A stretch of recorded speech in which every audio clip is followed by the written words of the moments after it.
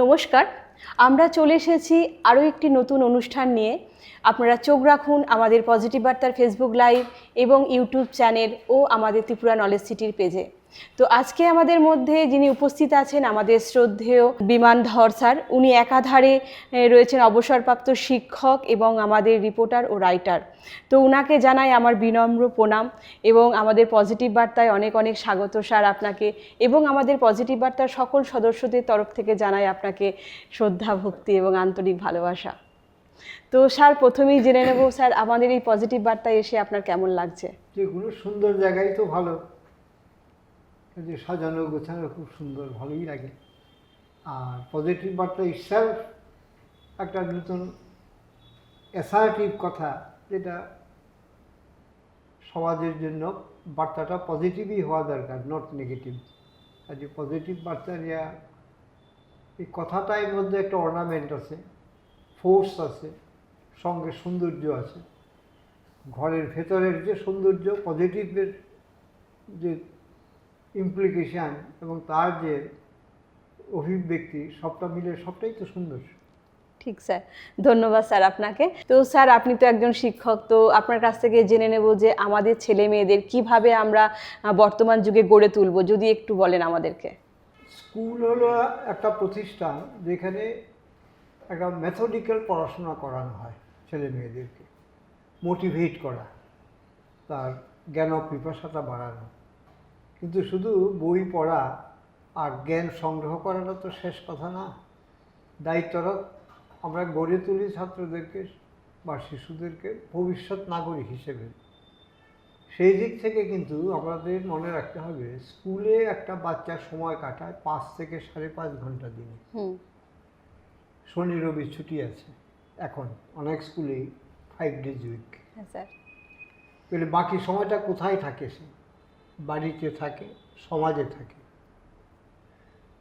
তাইলে পরে যে স্কুল তাকে একটা মেথড এবং ডিসিপ্লিন শেখায়, তার জ্ঞান পিপাসাটাকে উন্মুক্ত করে। কিন্তু সারা দিনের 9-19 ঘন্টা সে বাড়িতে কাটায়, সমাজে কাটায়। কাজে এই দায়িত্বটা শুধু শিক্ষকদের নিলে চলে না। শুধু শিক্ষকদের উপর ছাড়লেও একটা পরিপূর্ণ মানুষ হয় না।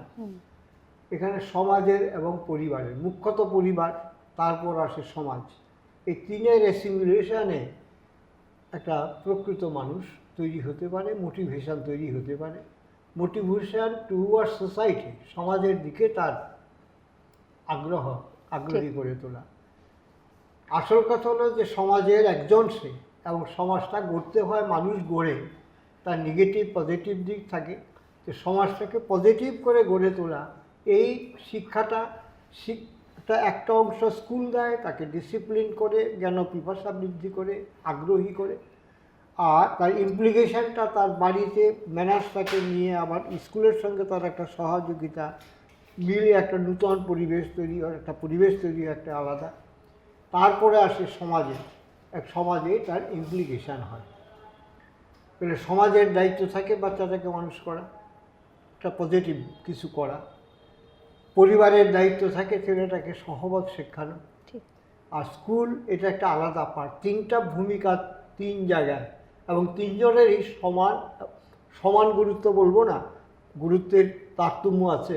তারতম্যের মধ্যেও 3টা কেন্দ্র, এই 3টা কেন্দ্রের অ্যাসিমিলেশনেই শুধু একটা মানুষ পারফেক্ট হতে পারে।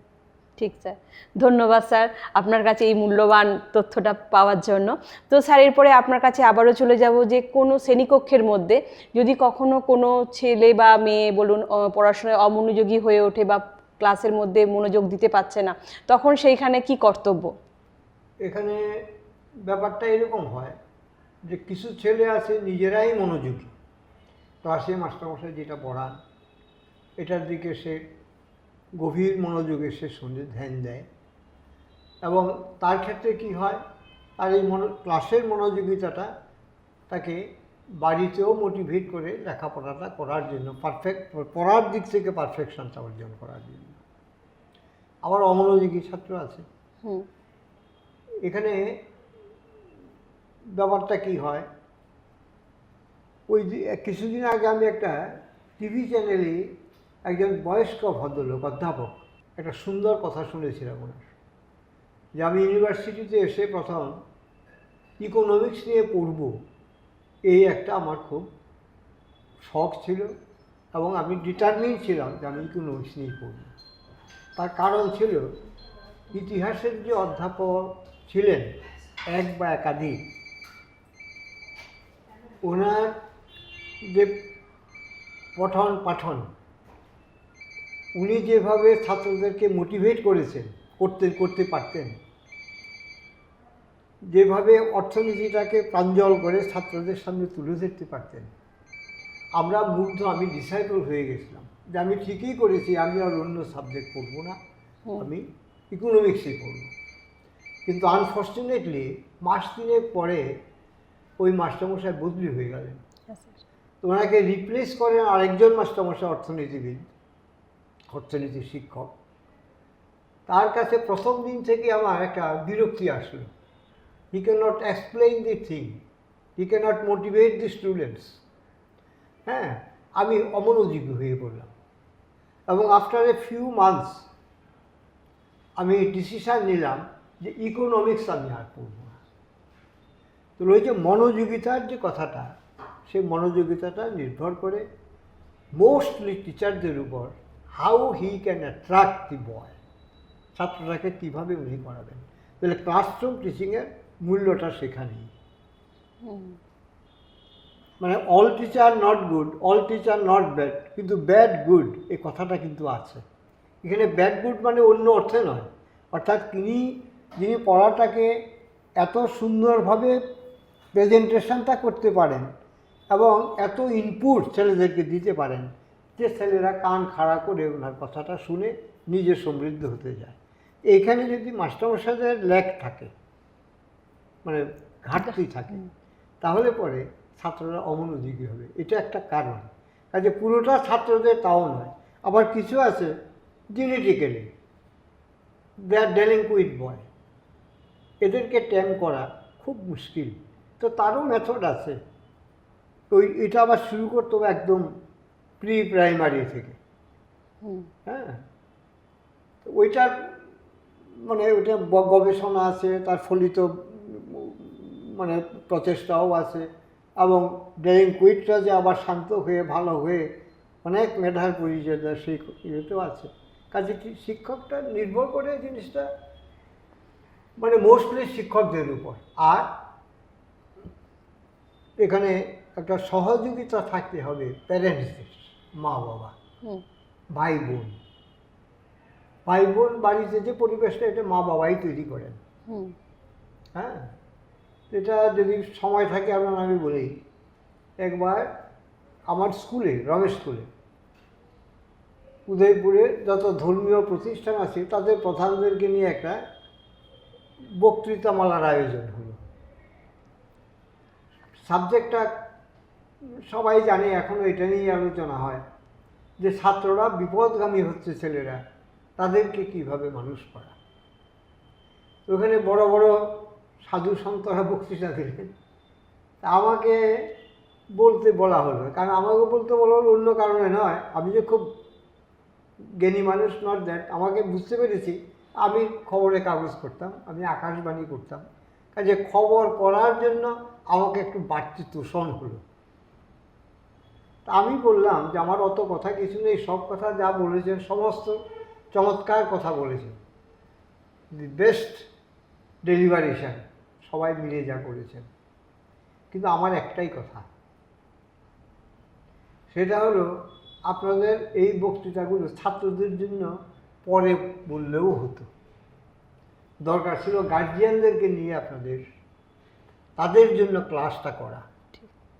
কারণ যে বাবা তার ড্রয়িং রুমে বসে ঘুষ খায়, নেগোশিয়েট করে, হ্যাঁ, যে বাবাটা অন্য দুষ্কর্ম করে বাড়িতে ছেলেটা দেখে, আর ছেলেটা যখন একটু দুষ্ট হয় তখন তাকে বাবা মা আবার জ্ঞান দিতে চায় সেই বাবাটাই, তো সেই বাবাটাকে গ্রাহ্য করবে কেন? হ্যাঁ, একটা যে মানে ইমরাল একটা ফাদার, সে একটা মরাল ছেলে তৈরি করবে, এটা হয় না। হয় না। কাজে শিক্ষাটা মা বাবার জন্য আপনি ড্রয়িং রুমটাকে শুদ্ধ করুন, আমি এইটুকুই কথা শুধু বলি। খুব সুন্দর কথা স্যার। তো ধন্যবাদ স্যারকে, সত্যি আপনার কথার মধ্যে দিয়ে অনেক কিছু আমরা শিখতে পারছি, জানতে পারছি। তো স্যার, এরপরে আপনার কাছ থেকে জেনে নেব যে আপনার জীবনে এরকমই একটা কোনো যদি স্মরণীয় ঘটনা আমাদের মধ্যে তুলে ধরেন। আমার জীবন খুব সিম্পল, এমন কোনো স্মরণীয় ঘটনা আমার নাই। স্মরণীয় ঘটনা বলতে আমার কিছু নাই।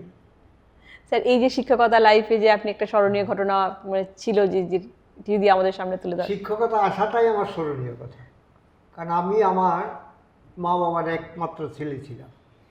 আমার বাবা ছোটোবেলায় মারা যায়। আমার গ্র্যাজুয়েশনের পরে আমার একটা চাকরি হলো কলকাতা ত্রিপুরা ভবনে, তখন গড়িয়াহাটি অফিসটা, এখনকার জায়গাগুলিতে নয়। তা আমার মা গিয়ে বললো আমার হেডমাস্টার মশাইকে, আমার বেসরকারি school Ramesh higher secondary, Dhiren Dutta headmaster মশাই সেক্রেটারি স্কুলের, ওনাকে বললো যে ধীরেন একটা কাজ করুন, আমার একটা ছেলে, ও তো চলে যাবে বাইরে, আমি কি করে থাকবো, ওকে একটা চাকরি দিয়ে দিন। তুমি বললেন না, ওকে এখন চাকরি দেওয়া যাবে না তাকে, কারণ আমি ছোটোখাটো মানুষ। তো বললো যে আমার স্কুলে এমন সব ছেলেরা আছে যা তার বয়সের সমান, কাজে ও তাদেরকে নিয়ন্ত্রণ করতে, কন্ট্রোল করতে পারবে না, একটু বড় হোক। আমি চলে গেলাম কলকাতাতেই। ওই অবস্থাতে মাও মারা গেলেন। তারপরে ওই মাস্টারমশাই আমাকে একদিন চিঠি লিখলেন, তোমার চাকরি রেখে দিয়েছি। আমার চাকরি ইন্টারভিউ দিয়ে হয়নি রমেশ স্কুলে, এটা আমার মা বলে গিয়েছিল। আমি হেডমাস্টারমশাইয়ের কথা ছিল আমি মানে পড়াশোনার মানে পড়াতে পারবো সেই সাবলকত্ব অর্জন করলে আমাকে দেবে। তো উনি 4 বছর আগের কথাটা 4 বছর পরে রক্ষা করেছেন। আমি তখন একাই থাকি। I was decided to settle in Calcutta. একদিন একটা চিঠি পেলাম, একটা পোস্ট কার্ডে 5 লাইনের চিঠি। আমার অ্যাসিস্ট্যান্ট হেডমাস্টার সুশীল মুখার্জি লিখলেন যে তোমার চাকরি হয়ে গেছে, তুমি চলে আসো। আমার যে অফিসার ছিল ওনার কাছে রেজিগনেশন দিলাম। উনি বললেন তো 1 মাসের নোটিশ দিতে হবে, তুমি রেজিগনেশনটা নিয়ে যাও, সরকারি চাকরি ছাড়বে না। আমি বললাম যে উপকার যখন করবেনই স্যার, আমাকে আরও আগে যদি রেজিগনেশনটা অ্যাকসেপ্ট হয় সেই ব্যবস্থা করুন। উনি সাউথ ইন্ডিয়ান ছিলেন, he was kind enough to me, এবং he consider me as a son, he was sonless without issue. উনি আমাকে ঠিক 13 দিনের দিনে আমার রেজিগনেশন অ্যাকসেপ্ট হলো, ব্যবস্থা করে দিয়েছিলেন উনি। ওই যে এসে স্কুলে জয়েন করলাম আমি, এটাই বলতে পারি আমি স্কুলে জয়েন মানে শিক্ষকতা জয়েন করাটাই আমার শুরু হয়ে যাবে। সত্যি ঠিক, ধন্যবাদ স্যারকে।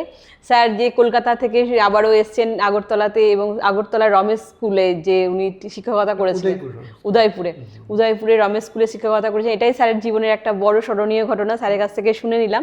তো স্যারের কাছ থেকে এরপরে জেনে নেব যে আপনি তো বর্তমানে তো সমাজসেবাও করেন।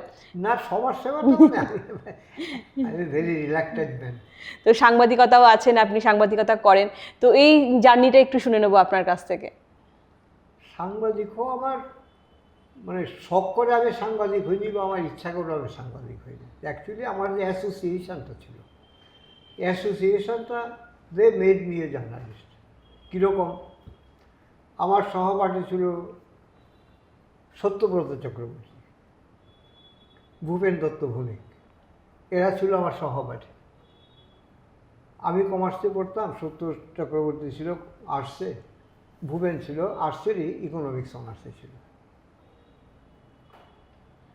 সত্যর একটা কাজ ছিল, স্কুলে আমরা কলেজে পড়ার সময়তেই সমাচার পত্রিকা অফিসে উনি একটু পার্ট টাইম করতেন। তো ওর আড্ডাটা ছিল আমাদের এখানে এই মোটর স্ট্যান্ডে। তো একদিন আমাকে পূজার মরশুম তখন, তো পৃষ্ঠার খালি পড়ে থাকছে, লেখা চাই, আরও লেখা চাই। তাহলে লিখে দিন কিছু। আমি কী লিখবো? যা খুশি, পূজার বাজার। তো পূজার বাজার নিয়ে গেলাম। ওইটাও মানে সাংবাদিকতার হাতে খড়ি বলা যায়, যদি এটাই বিগিনিং হয়। তারপর তো আমি নাই চলে গেলাম কলকাতা চলে গেলাম। আমার 1 বছর আগে ভূপেন চলে গেলো কলকাতায়, জার্নালিজম ভর্তি হলো। ও যখন একটা পত্রিকায় কলকাতা অফিস চাকরি, লোকসেবক, ও যখন চাকরি করে সেখানে, আমি তখন ইউনিভার্সিটিতে পড়ি। তো ভূপেন আমার 1 বছর আগে চলে এসেছে ত্রিপুরাতে, এসে গণ অভিযান থেকে দৈনিক সংবাদ। আমি ফিরে এসেছি পড়াশোনা শেষ করে, আর ওই আমার ইয়েও হয়ে গেল, মাস্টারমশাই চাকরি দিয়ে দিল। আমি চাকরি করতাম আমার নাইট ইউনিভার্সিটিতে আমার ক্লাসটা ছিল নাইটে, একমাত্র তখন নাইটে ক্লাস হতো জার্নালিজম, নাইটে ক্লাস হতো কমার্স, মানে বাণিজ্য বিভাগটা। তো আমার মাস্টারমশাই নিয়ে আসলো আমার এখানে, তখন ভূপেন তার গ্রোথ পিরিয়ড এবং ত্রিপুরার সাংবাদিক জীবনে একটা আধুনিক জীবনের উত্থান সাংবাদিকতার। ভূপেন আমার একটা কাজ করো, তুমি উদয়পুরে আছো, এন্টায়ার সাউথ তুমি দেখবে। তা আমি সাংবাদিক হয়ে গেলাম। আমার কোনো প্রথাগত বা সাংবাদিকতার কোনো ডিগ্রি ফিগ্রি কিছু নেই, মনে হয় এটা প্রয়োজনও হয় না, এটা বাড়তি কিছু, এটা বাড়তি কিছু। তো ভূপেনকে দেখলে মনে হয় এটার প্রয়োজন আছে, কারণ ত্রিপুরার সাংবাদিকতার যে আধুনিকতাটা, হ্যাঁ, এবং commitment to the people, commitment not to the government, এই যে ডিপারচারটা ত্রিপুরার সাংবাদিক জগতের ক্ষেত্রে, এটা ভূপেন এনে দিয়েছিল। তা আমাদের মেন্টাল যে মেকআপ, ওই মেজাজেই আমরা বড় হয়েছি। ধন্যবাদ স্যারকে। স্যার, এরপরে জানবো যে আপনি তো এর সঙ্গে লেখালেখিও করছেন, এখন তো খুব ভালো লেখালেখি করেন, তো এই জার্নিটা কিভাবে এলেন এখানে, এই জার্নিটা একটু ওই যদি হয় লেখালেখিটা দুটো, আমার একজন বন্ধু আছে এখন কুমুদ সাহা, এখন আমার দৃষ্টিতে আর কি এত বড় পণ্ডিত লোক not alive at this moment আগরতলাতে নেই, সম্ভবত ত্রিপুরাতেও নেই। He is master in all subjects, কিন্তু ওনাকে কেউ নামও জানে না, হয়তো তুমিও আমার কাছে নামটা শুনলে প্রথম। একটু এখনই আড্ডা মারতে যাবো, ওনারও বয়স ঠিক আমার সমান, 42-তে জন্ম, ওনারও 42-তে জন্ম। এই লেখালেখিটা কুমুদ হোক আমরা বলি, লেখেন না কেন, এখনও ওনারও 83 বছর বয়স, যে আর বাকি আগের জীবনে যখন হয়নি এখনও আর হবে না। অনেক পিড়াপিড়ি করলে একদিন বললেন যে দেখুন লেখাটা সবার হয় না, জ্ঞান অর্জন করা, উইজডম, এটা বহিঃপ্রকাশ, তার একটা মোটিভেশন লাগে নিজের। আমি শুধু সারা জীবন অর্জন করেছি, আমি ডিসচার্জ করে নিয়ে কিছু, এখন আর আমি পারবো না। হ্যাঁ, লেখাটা একটা অভ্যাস। তো ওই পত্রিকায় কচু গাছ কাটতে কাটতে ডাকাত হয়, একটা বাংলা কথা আছে, মানে আমাদের সমাজে প্রচলিত কথা আছে। তা আমার জীবনেও যদি সাংবাদিকতা হয়, লেখালেখি হয়, এটা কচু গাছ কাটতে কাটতেই হয়েছে। ধন্যবাদ স্যারকে। স্যারের কাছ থেকে এরপরে জেনে নেব যে বর্তমান যুগে সব থেকে বড় সমস্যা কোনটি বা কি, এগুলো যদি একটু বলেন আমাদেরকে। সমস্যা তো একটা না, আর সমাজ জীবনটা এক কেন্দ্রিকও না, সমস্যা বহু কেন্দ্রিক। প্রতিটা কেন্দ্রেই তার সংকট, তার সংকট দূর করতে হলে অ্যাকচুয়ালি সংকটটা তৈরি করে মানুষ, সংকট মুক্ত করে মানুষ। ওই যে প্রথম কথাটা, এর সঙ্গে যে মানুষ শব্দটা আমি ব্যবহার করলাম, যদি মানুষটা তৈরি হয়, ওই যে শিক্ষা প্রতিষ্ঠান, তার গৃহ, তার সমাজ, এই তিনের একটা মানে গুড অ্যাসিমিলেশন যদি ঘটানো যায় একটা মানুষের মধ্যে, তখন একটা রেসপন্সিবল লোক হয় সমাজে।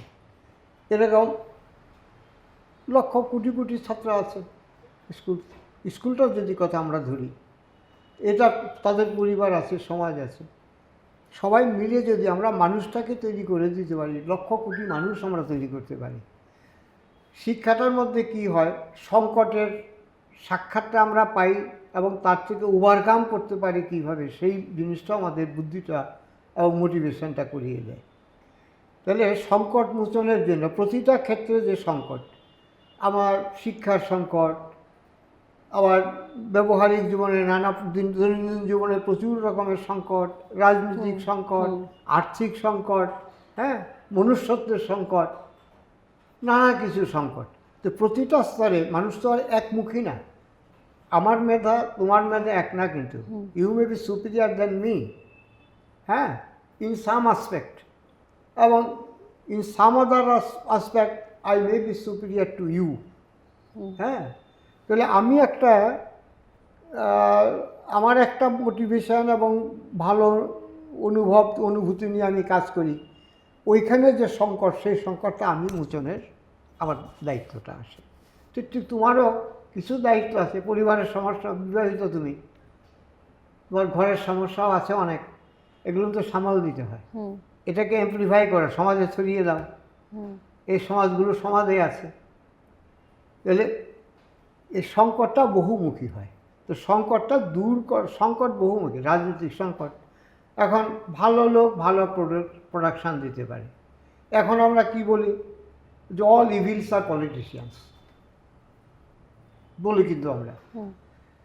এবং রুসুর একটা কথা আছে, ফরাসি দার্শনিক, যে everything is good in the hands of the author of nature, everything degenerate in the hands of man. তাহলে নেচার ঠিক আছে, আমরা যদি নেচার এবং তার চরিত্র এবং এটাকে যদি আমরা অনুসরণ করতে পারি, আপকিপিং, যদি নেচারটাকে যদি আমরা আপকিপ করতে পারি, তাহলে আমরা সমাজটাকে আপকিপ করতে পারবো। কারণ সমাজটাও ওই জায়গার থেকে কিন্তু তার অরিজিনেট করেছে, প্রকৃতি অরিজিনেট করে দিয়েছে। হ্যাঁ, we are product of nature. হ্যাঁ, এই আর কি। স্যার ধন্যবাদ স্যার।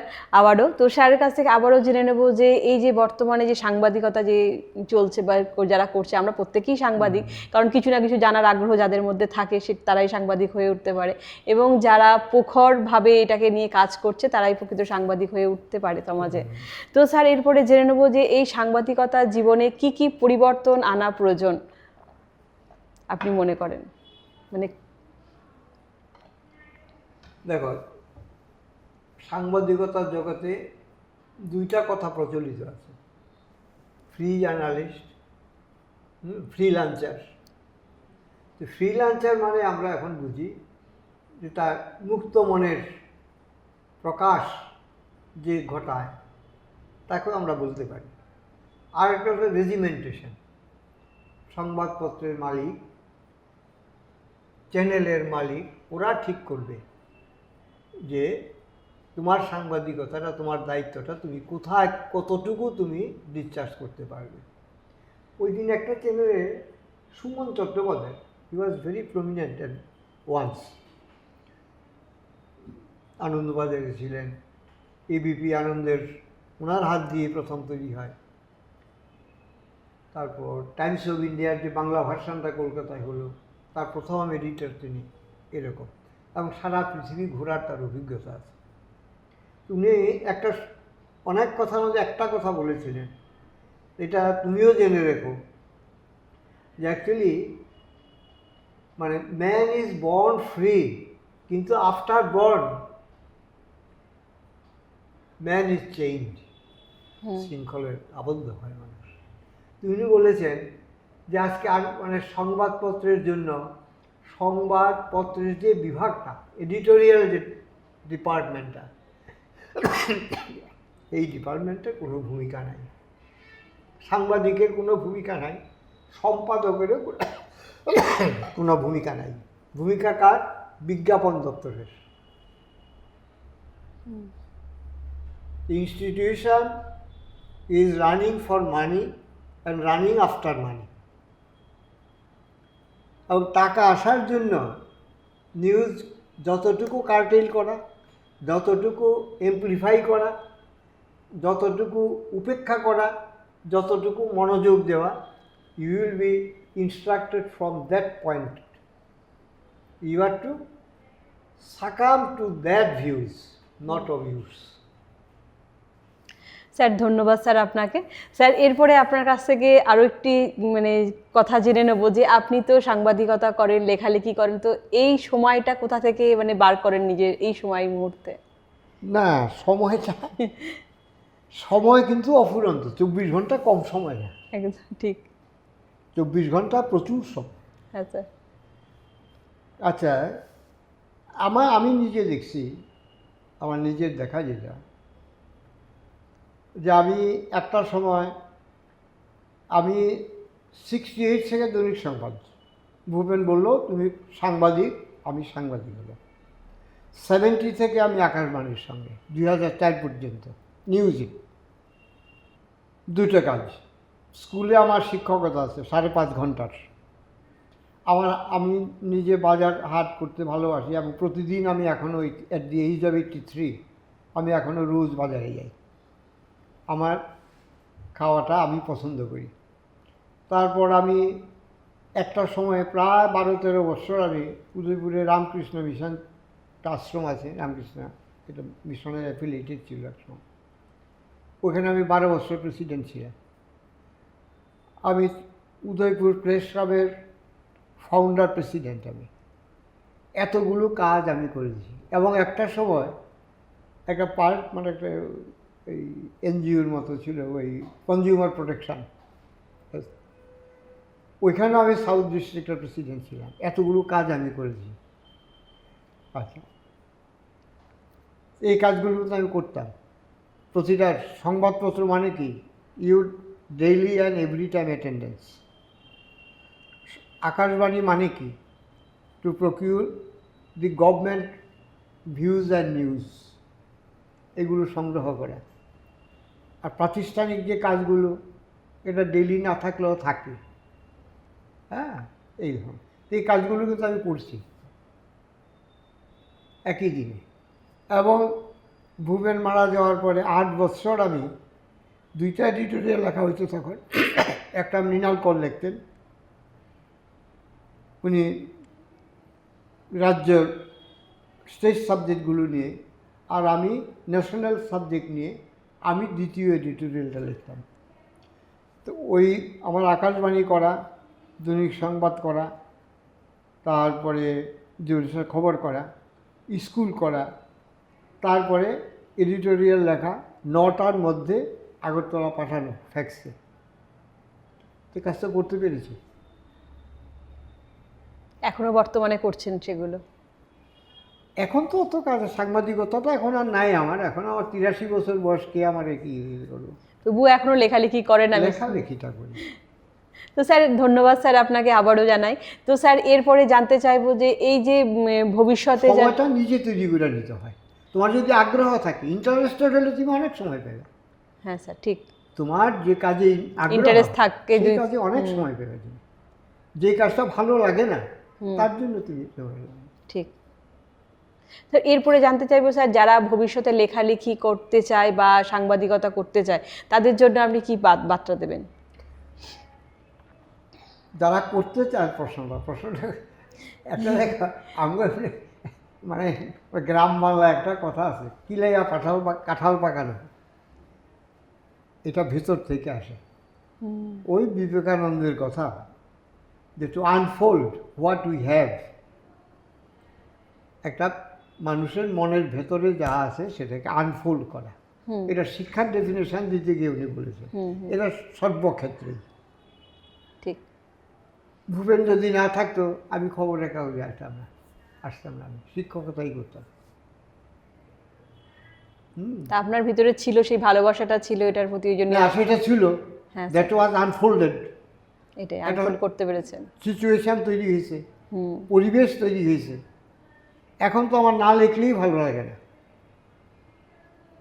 আমার অনেক লোকজন আছে জানাশোনার সমাজে, দীর্ঘদিন তো আমি অনেক মানে আনইউজুয়াল লং লাইফ আমার ছাত্র আছে প্রচুর, যারা রিটায়ারমেন্টে গেছে, তারা কালী ভদ্র দেখা হলে বলে, স্যার আপনার লেখাটা পড়ছিলাম এরকম।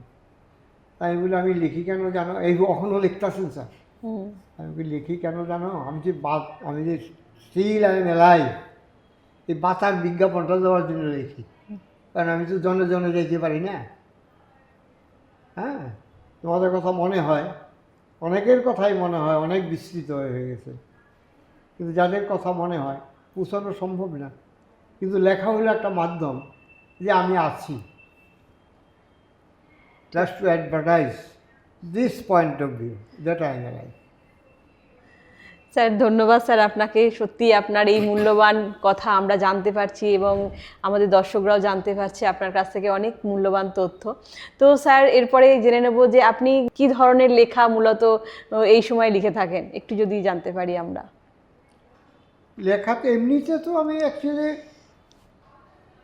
আমার বই আছে প্রায় 15-16টা। তো বইগুলো বিভিন্ন সাবজেক্টের উপর, রাজনীতির উপর আছে, সাহিত্যের উপর আছে, সমাজের উপর আছে, এরকম। আর এখন পত্রিকায় যে লেখাটা, এটা কন্টেম্পোরারি সোসাইটি অ্যান্ড পলিটিক্স, এটার উপর। ধন্যবাদ স্যার। তো স্যারকে আবারও ধন্যবাদ জানাবো যে আমাদের এই পজিটিভ বার্তার অনুষ্ঠানে ওনার মূল্যবান সময় আমাদেরকে দিয়েছেন, এবং আগামী দিনেও চাইবো স্যার যেন আবার আমরা পাই স্যারকে। তো আমাদের অনুষ্ঠান একেবারেই শেষ পর্যায়ে। তো আমাদের অনুষ্ঠান আপনাদের কেমন লাগছে অবশ্যই জানাবেন, এবং আপনারাও ভালো থাকবেন, সুস্থ থাকবেন, এবং আমাদের আগামী অনুষ্ঠান দেখার জন্য চোখ রাখুন আমাদের পজিটিভ বার্তা ফেসবুক লাইভ এবং ইউটিউব চ্যানেল ও আমাদের ত্রিপুরা নলেজ সিটির পেজে। তো আজকে এই পর্যন্তই, নমস্কার।